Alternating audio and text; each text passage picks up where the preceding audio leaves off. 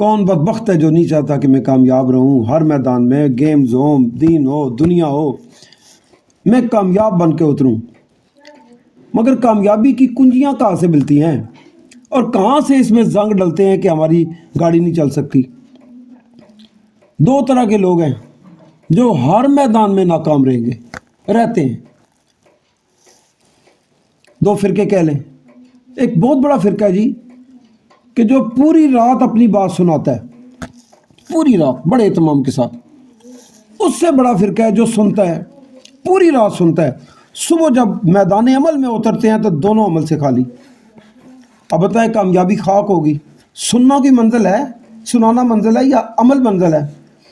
ان سے کہیں بہتر وہ ڈھابے والا جو صفائی پسند ہے، جو کہتا ہے کہ بھائی میں دل میں بات نہیں رکھتا، معاف کر دیتا ہوں۔